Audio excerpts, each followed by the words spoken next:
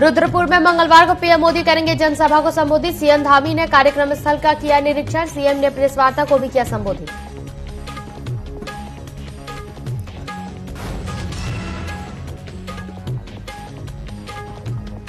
नैनीताल में भाजपा प्रत्याशी अजय भट्ट ने किया रोड शो। कहा उत्तराखंड की 5 सीट भाजपा की झोली में जाएगी।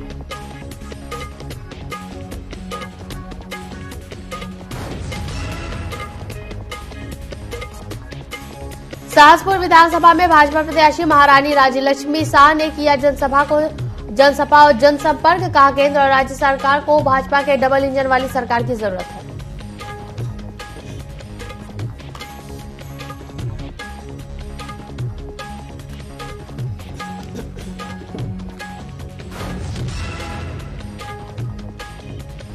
देहरादून में अपर निर्वाचन अधिकारी ने की प्रेस वार्ता। कहा राज्य में सख्ती के साथ कराया जा रहा है आचार संहिता का पालन।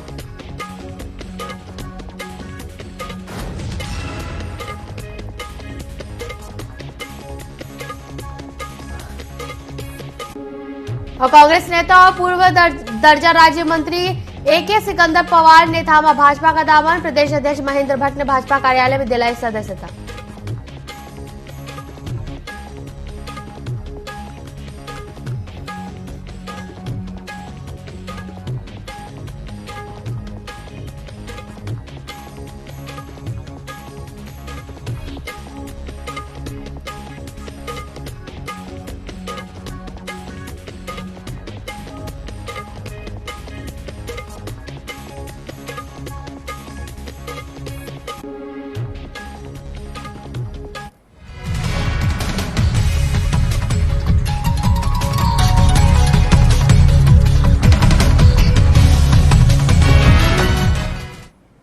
नमस्कार, न्यूज अपडेट में आपका स्वागत है। मैं हूं आपके साथ सिमरन मिश्रा। बढ़ते हैं खबरों की ओर। तो उत्तराखंड के मुख्यमंत्री पुष्कर सिंह धामी मंगलवार को पीएम मोदी की होने वाली जनसभा को लेकर रुद्रपुर पहुंचे, जहां उन्होंने कार्यक्रम स्थल का निरीक्षण किया। इसके बाद उन्होंने प्रेस वार्ता कर केंद्र और राज्य सरकार की उपलब्धियों को गिनाया। इस दौरान उन्होंने विपक्ष पर हमला बोलते हुए कहा कि कांग्रेस राज्य की हितैषी नहीं है। जब कांग्रेस केंद्र और राज्य में थी तो ऐसा कोई भी काम नहीं हुआ। साथ ही उन्होंने कहा कि कल की रैली ऐतिहासिक होने वाली है। उन्होंने दावा करते हुए कहा कि उत्तराखंड की 5 सीट पर भाजपा प्रत्याशी भारी मतों से विजय प्राप्त करेंगे। देखिए, ऐतिहासिक रैली होगी। लोगों को बहुत प्यार है मोदी जी से और मोदी का उत्तराखंड से बहुत प्यार है। और जिस प्रकार से वातावरण पूरे देश में बना हुआ है, मोदी जी ने 400 पार का नारा दिया है। वो नारा कार्यकर्ताओं से हटकर जनता ने ले लिया है और वो उत्साह कल की रैली में आपको दिखाई देगा। ऐतिहासिक होगी। जब इस बार का चुनाव ऐतिहासिक है तो लोग भी ऐतिहासिक रूप से माननीय प्रधानमंत्री से मिलने, देखने, उनको सुनने के लिए आएंगे और यहाँ से शुरुआत कर रहे हैं। तो देवभूमि के लिए और देवभूमि के लोगों के लिए भी, हमारे लिए भी एक अवसर है। लोकसभा चुनाव 2024 को मद्देनजर रखते हुए सभी पार्टियां अपने उम्मीदवारों के प्रचार प्रसार में लगी हुई है। हरिद्वार में लोकसभा चुनाव के मद्देनजर कांग्रेस ने शिवालिक नगर में अपने चुनाव कार्यालय का उद्घाटन किया। इस दौरान सैकड़ों कार्यकर्ताओं ने अपनी उपस्थिति दर्ज कराई। कांग्रेस उम्मीदवार ने कहा कि हरिद्वार की जनता पिछले 10 वर्षों से खुद को ठगा सा महसूस कर रही है। इसी की वजह है कि यहाँ जो भाजपा सांसद को जनता ने चुना वह लापता रहा और विकास भी उसके साथ लापता हो गया। उन्होंने कहा कि अब क्षेत्र की जनता भाजपा से छुटकारा चाहती है और इस बार कांग्रेस की तरफ पूरा रुझान है। उन्होंने अपनी जीत का दावा किया है।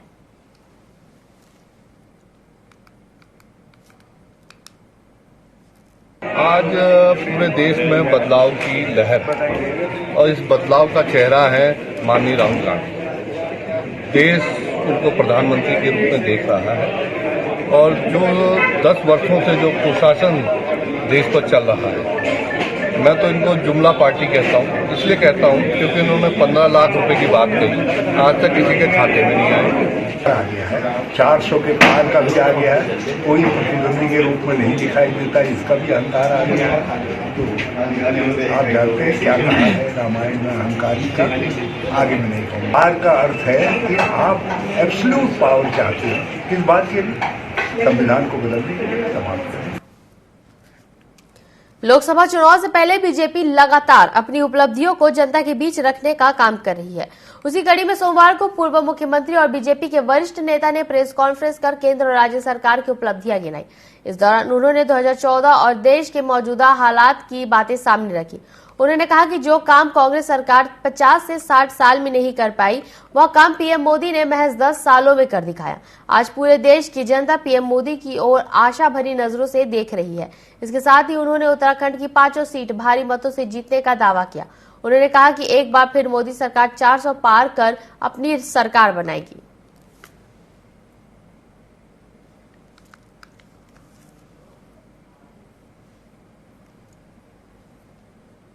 देखिए, मोदी जी के नेतृत्व में जिस तरीके से इन 10 वर्षों में अभूतपूर्व विकास के काम हुए हैं, उससे आम आदमी, अंतिम छोर पर बैठे रहने वाला व्यक्ति हो और चाहे वो किसी शिखर तक सोचने वाला व्यक्ति हो या उन स्थानों पर बैठे रहने वाला व्यक्ति हो, उसको भी लगता है कि इन 10 वर्षों में कोई हिंदुस्तान का पूरा नक्शा बदल गया, चेहरा बदल गया, दिशा बदल गई, दशा बदल गई। और इसलिए बच्चे बच्चे को ये महसूस होता है कि अब तीसरी बार फिर नरेंद्र मोदी जी को भारी बहुमत से भारत का प्रधानमंत्री बनना चाहिए। पार्टी ने जिस तरीके से अब की बात 400 पार कहा है, वो निश्चित रूप में 400 पार तो करेंगे, उससे भी हम आगे जाएंगे। देहरादून के सचिवालय स्थित मीडिया सेंटर में अपर मुख्य निर्वाचन अधिकारी विजय कुमार जोगदंडे ने प्रेस वार्ता की। इस दौरान उन्होंने बताया कि ESMS के अंतर्गत राज्य में 16 मार्च से अभी तक 10 करोड़ 71 लाख नगद बरामद किया गया है। राज्य पुलिस और इनकम टैक्स ने सबसे ज्यादा जब्ती की है। वहीं उन्होंने कहा कि राज्य में पूरी सख्ती के साथ आदर्श आचार संहिता का पालन कराया जा रहा है।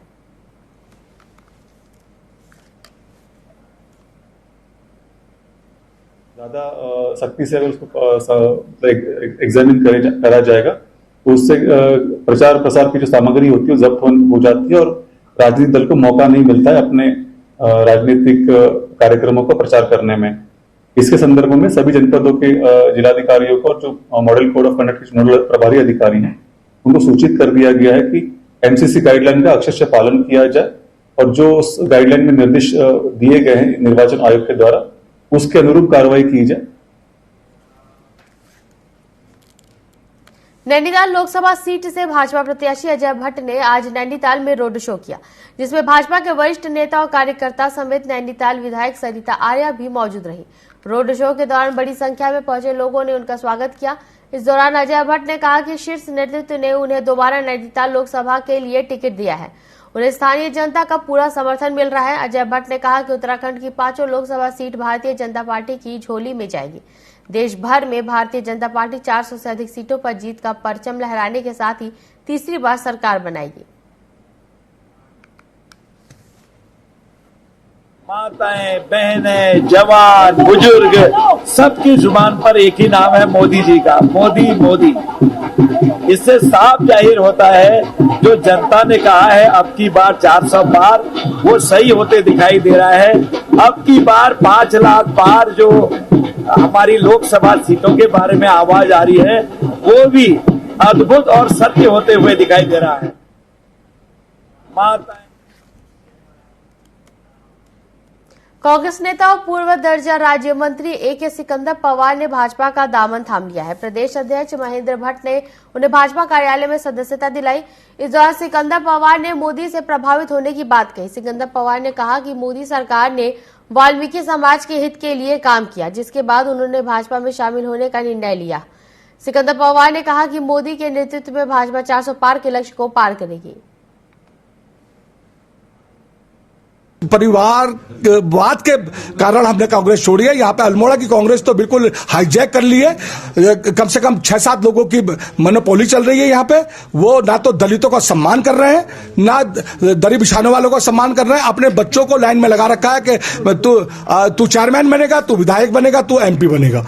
ये इसलिए मैंने जो है स्वेच्छा से अपनी और अपने समाज के कहने से मैंने ये जो है बीजेपी को ज्वाइन किया है। और बीजेपी को ज्वाइन किया है तो निस्वार्थ और बिल्कुल अपने तन मन धन से मैं जो हमारे कैंडिडेट 5 के 5 कैंडिडेट लड़ रहे हैं पूरे प्रदेश में, मैं जाके वहां पे प्रचार प्रसार करूंगा। नैनीताल उधम सिंह नगर लोकसभा क्षेत्र के कांग्रेस प्रत्याशी प्रकाश जोशी ने लाल कुआं पहुंचकर चुनाव कार्यालय का उद्घाटन किया। इस दौरान प्रकाश जोशी ने कांग्रेस कार्यकर्ताओं के साथ मुख्य बाजार में व्यापारियों के साथ संवाद किया।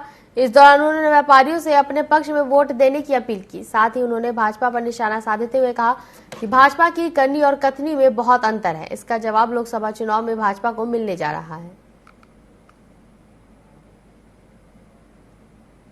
अग्निवीर जैसी योजना लागू हुई देश में, जिसने उन नौजवानों का, खासतौर पर उत्तराखंड सैनिक बालू प्रदेश है, तो ऐसे युवाओं के सपनों पर कुठाराघात किया जो फौज में जाकर देश की सेवा करना चाहते थे, तो वो उनके ही रक्षा राज्य मंत्री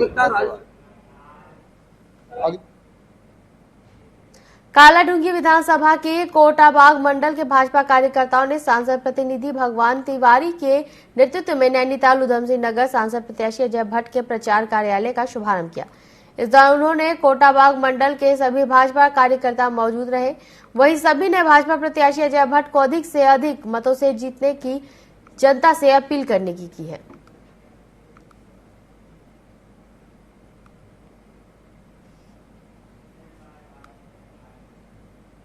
कोटाबाग मंडल में, हमारे कोटाबाग मुख्य बाजार में हमारे भारतीय जनता पार्टी के सांसद प्रत्याशी श्री अजय भट्ट जी के जो चुनाव है, जिसमें 19 तारीख को जो मतदान होना है, उसके संबंध में आज कोटाबाग मार्केट में हमारा एक कार्यालय खोला गया है, जिसमें हमारे कोटाबाग के सभी कार्यकर्ता बंधु यहाँ पर उपस्थित हैं और जनता में बहुत भारी उत्साह है। इस बार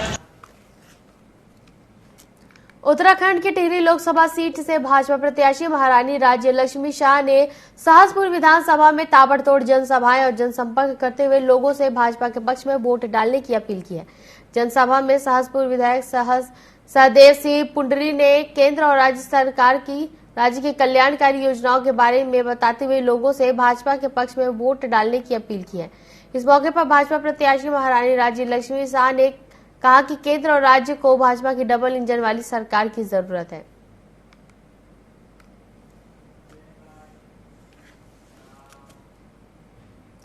मसूरी में पूर्व सीएम रमेश पोखरियाल निशंक का बड़ा बयान सामने आया है। उन्होंने कहा कि जनता के सहयोग से इस बार भाजपा 400 पार से अधिक सीट हासिल करेगी और नरेंद्र मोदी तीसरी बार देश के प्रधानमंत्री बनेंगे।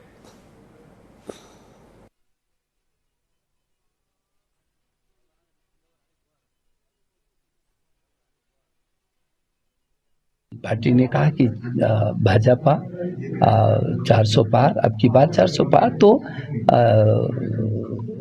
फिर एक बार मोदी सरकार और अब की बार 400 पार।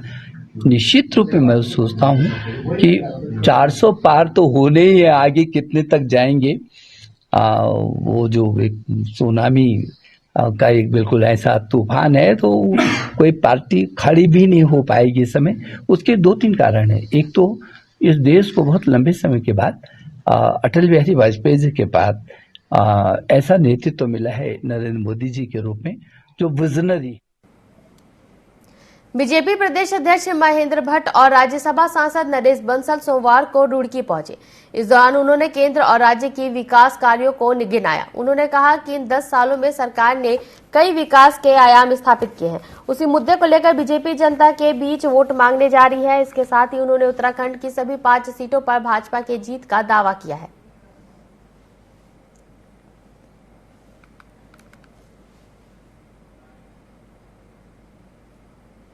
तो किसी इस पर विश्वास ही नहीं करते ऐसे।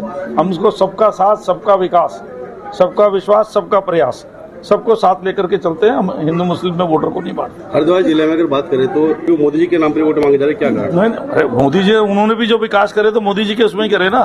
डबल इंजन की सरकार ने की है, सांसद का उसमें अपना योगदान होता है, लेकिन करती तो सरकार ही है। हमारा विकास सबके लिए है, सबका विकास, सबका विश्वास, सबका साथ, ये हमारा नारा है। और मैं कह सकता हूं कि जो भी योजना प्रधानमंत्री जी दी है वो किसी जाति धर्म को देकर नहीं दी, जिसकी गरीबी को देकर दिया है उसका लाभ सबको मिल रहा है। इसलिए इस प्रकार की बातें कम से हमारा दल नहीं करता है। उत्तराखंड में लोकसभा चुनाव की तैयारी को लेकर वेबकास्टिंग का प्रथम प्रशिक्षण जिला पंचायत सभागार में संपन्न हुआ, जिसमें मतदान कर्मियों को वेबकास्टिंग का प्रशिक्षण दिया गया। नोडल अधिकारी ने मतदान कर्मियों को बताया कि चंपावत विधानसभा में 151 मतदान केंद्रों में वेबकास्टिंग की जानी है, जहां निष्पक्ष चुनाव के लिए निर्वाचन आयोग ने बूथों में वेबकास्टिंग करने के निर्देश दिए। मास्टर ट्रेनर MP जोशी ने वेबकास्टिंग और इस दौरान इस्तेमाल किए जाने वाले कैमरों के संचालन की जानकारी दी और प्रशिक्षणार्थियों को निर्वाचन संबंधी प्रपत्र भी दिए।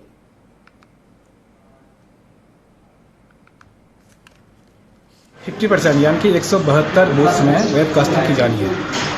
तो वेबकास्टिंग जो पहली प्रक्रिया है, आज हमें एक सैद्धांतिक परीक्षण दिया जा रहा है, जिसमें लगभग हम 200 लगभग कार्मिकों को बुलाया गया है अलग अलग विभागों से। तो प्रथम परीक्षण का जो सैद्धांतिक परीक्षण जिला पंचायत में दिया जा रहा है। हैंड्स ऑन की प्रोसेस भी की जाएगी और इसका तृतीय प्रशिक्षण भी किया जाएगा और उसके पश्चात जो पोल डे के दिन 19 अप्रैल को ये विभिन्न चयनित जो हमारे पोलिंग बूथ है वहां पर जाकर के पोलिंग प्रोसेस की जो शुचिता और उसकी जो पारदर्शिता है उसके प्रसारण में के कार्य में संलग्न होंगे। चुनाव को देखते हुए और कानून व्यवस्था को बनाए रखने के लिए पुलिस प्रशासन लगातार सघन जांच अभियान चला रही है। इसी कड़ी में देहरादून पुलिस को एक बड़ी सफलता मिली है, जहां 51 पेटी अवैध अंग्रेजी शराब के साथ 2 शराब तस्करों को दून पुलिस ने गिरफ्तार किया है।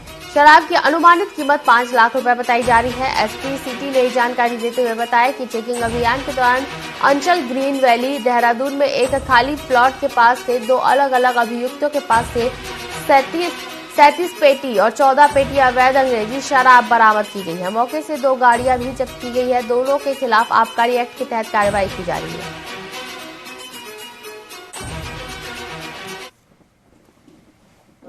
ये देखिए कि जैसे लोकसभा सामान्य निर्वाचन 2024 के दृष्टिगत पूरे जनपद में जो सघन अभियान चलाया जा रहा है, तो इसी चेकिंग अभियान के दौरान आज जो है थाना राजपुर पुलिस के द्वारा गुटबंद किया गया।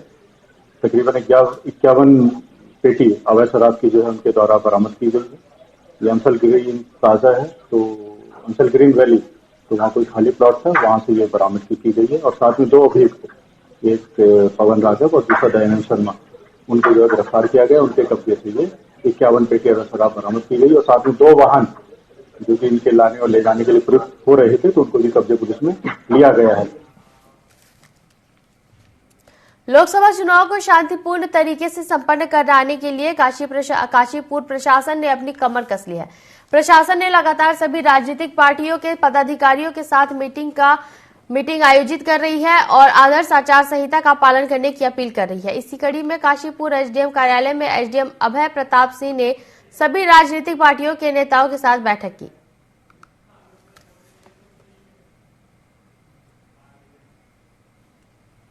अभी जो हम होम वोटिंग कराएंगे, घर से जो वोटिंग कराएंगे, इसमें 85+ और PWD जो वोटर्स हैं उनकी जानकारी दी गई, उनकी संख्या बताई गई और तारीख बताई गई। 8 और 9 तारीख को हम फर्स्ट विजिट कराएंगे और जो लोग बच जाएंगे उनको 10 तारीख को हम सेकंड विजिट करा के वोटिंग कराएंगे, इसकी जानकारी दी गई। इसमें कितने मतदाता हैं उसकी जानकारी दी गई और शाम तक हम इनको जो रूट चार्ट होगा वो भी शेयर कर देंगे। इसके अलावा जो विभिन्न परमिशंस लेनी होती हैं, जो MCC की गाइडलाइंस के अनुसार जो परमिशंस होती हैं, उसके बारे में जानकारी दी गई। तो SDM साहब ने कहा कि जिस तरह से हमारे बुजुर्ग लोग हैं, जो वृद्ध लोग हैं और जो करीब विकलांग लोग हैं, उन लोगों को 8 तारीख और 9 तारीख को घर घर जाकर वोट डलवाने की हमने व्यवस्था की गई है। उसके अलावा उन्होंने बताया कि जो प्रेग्नेंट महिलाएं हैं, वोटिंग पोलिंग वाले दिन उनको वाहन के द्वारा वोट डालने की सुविधा हमने की गई है। बीजेपी के वरिष्ठ नेता सुरेश जोशी ने बताया कि PM मोदी और भाजपा राष्ट्रीय अध्यक्ष JP नड्डा उत्तराखंड में प्रचार प्रसार करने आ रहे हैं। 2 अप्रैल को जहां PM मोदी उधम सिंह नगर लोकसभा सीट के अंतर्गत रुद्रपुर में जनसभा करेंगे, तो वहीं पार्टी के राष्ट्रीय अध्यक्ष JP नड्डा 3 और 4 अप्रैल को उत्तराखंड में चुनाव प्रचार करेंगे, जिसमें 3 अप्रैल को वह पिथौरागढ़ में अल्मोड़ा संसदीय सीट के प्रत्याशी के समर्थन में रैली करेंगे। वहीं दिन में टिहरी लोकसभा के विकास नगर में जनसभा करने के बाद कोर कमेटी की बैठक में रणनीति बनाई जाएगी। 4 अप्रैल को JP नड्डा हरिद्वार में संतों के साथ बैठक करने के बाद एक विशाल रैली हरिद्वार लोकसभा सीट से निकाली जाएगी। उत्तराखंड की जनता के अंदर जो प्रधानमंत्री जी को लेकर एक उत्साह है, उल्लास है और एक टकटकी लगा करके उत्तराखंड के लोग बैठे हैं कि कब हमारा नेता लोगों के बीच में आए, हम उनको सुने, उनको देखें। इसी के मद्देनजर कल वो रुद्रपुर में एक बहुत बड़ी विशाल जनसभा को संबोधित करेंगे और जिस तरह से इन 10 वर्षों में प्रधानमंत्री जी ने उत्तराखंड के विकास की कोई कसर नहीं छोड़ी है। अगर आप 10 वर्ष पहले का उत्तराखंड को पकड़ें और आज के उत्तराखंड को देखें तो जमीन और आसमान का है। उत्तराखंड के विकास नगर में दबंगों का आतंक देखने को मिला है, जहां दबंगों ने एक परिवार पर जानलेवा हमला कर दिया। इस हमले में घायल परिवार के सभी लोगों को अस्पताल में भर्ती कराया गया है। यह घटना सहसपुर थाना क्षेत्र के बैरागीवाड़ा गांव की है। बताया जा रहा है कि दबंगों ने मामूली बात पर घटना को अंजाम दिया। फिलहाल पीड़ित की शिकायत के बाद पुलिस ने मामला दर्ज कर जांच शुरू कर दी है।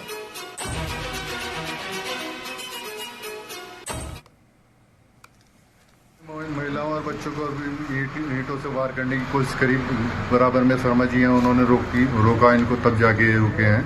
बाकी गाली गलौज बहुत की है इन्होंने, गंदी गंदी गालियां दी हैं उनको। और मेरी बीवी को तो यहाँ तक कहा कि मैं इस घर में आग लगा दूंगा, तुमको यहाँ रहने नहीं दूंगा, तुमको यहाँ से गाँव से भगा दूंगा। मैंने यहाँ थाना सहसपुर में इसकी शिकायत की है और मुझे उम्मीद है वो यहाँ पर आकर तहकीकात कर कर जो भी फुटेज वगैरह है उसको देख के जो भी इसमें दोषी है उसको उचित कार्रवाई करके उनके ऊपर सजा दिलाएंगे। क्या मुकदमा? उत्तराखंड के उधम सिंह नगर में गोलीकांड आम हो चुके हैं। ऐसा ही एक मामला ट्रांजिट कैंप थाना क्षेत्र से सामने आया है, जहां दो पक्षों के बीच विवाद इतना बढ़ा कि लाठी, डंडों, तलवार और तमंचे से लैस एक पक्ष ने पीड़ित की जमकर धुनाई कर दी। इतना ही नहीं, इसमें एक व्यक्ति ने तमंचा लहराते हुए फायरिंग भी कर दी, जिसके बाद आरोपी पक्ष मौके से फरार हो गया है। फिलहाल पुलिस ने 7 से ज्यादा लोगों के खिलाफ मामला दर्ज कर आरोपियों की तलाश शुरू कर दी है।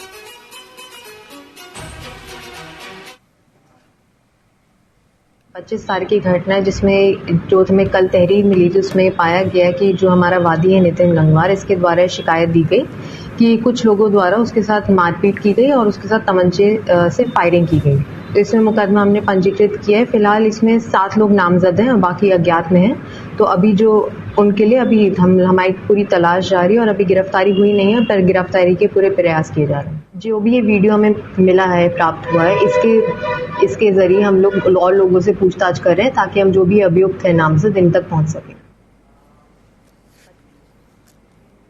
खटीमा क्षेत्र में अतिक्रमण की समस्या प्रतिदिन बढ़ती जा रही है। पुराने शहीद स्थल में ठेला फल लगाने वाले व्यापारियों ने अतिक्रमण कर ठेला लगाकर अपना व्यवसाय चला रहे हैं। नगर पालिका अधिकारी दीपक शुक्ला ने नगर पालिका टीम के साथ पहुंचकर पुराने शहीद स्थल पर स्थित ठेला फड़वालों के खिलाफ कार्रवाई करते हुए उनको हटाया और उनके जब्त किए गए अतिक्रमणियों के शहीद स्थल की दीवारों और जालियों को क्षतिग्रस्त कर दिया।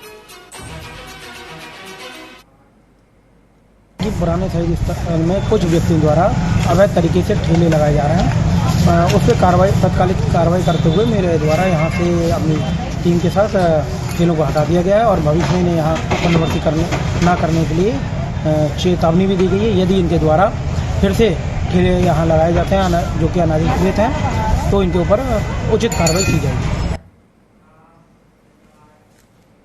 उत्तराखंड हाईकोर्ट ने नैनीताल के बीडी पांडे हॉस्पिटल में कई स्वास्थ्य सुविधाओं का अभाव होने के खिलाफ दायर पूर्व अध्यापक अशोक शाह की जनहित याचिका पर सुनवाई की।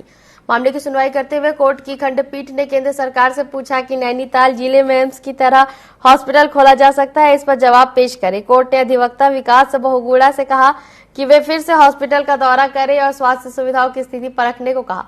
मामले की अगली सुनवाई जून माह की तिथि नियत की गई है। बीडी पांडे की स्वास्थ्य सुविधाओं को लेते हुए एक याचिका थी जिसमें आज सुनवाई होनी थी, जिसमें सरकारी पक्ष था कि उन्होंने काफी प्रयास किए हुए हैं सुविधाओं को लेते हुए, लेकिन हमारा ये कहना था कि अभी सुविधाएं सुविधाएं नहीं हो पा रही हैं और समस्याएं जैसी की वैसी हैं। तो माननीय न्यायालय को लगा कि क्यों ना इसका एक इंस्पेक्शन करा लिया जाए और विकास बहुगुणा जी को इंस्पेक्शन करने के लिए ऑर्डर किया गया, जिसमें ये बताने के लिए कहा गया है कि सुविधाओं को एक सूची बनाकर बताया जाए कि क्या सुविधाएं मिलने। न्यूज अपडेट में फिलहाल के लिए इतना ही। बने रहिए टीवी 24 के साथ। नमस्कार।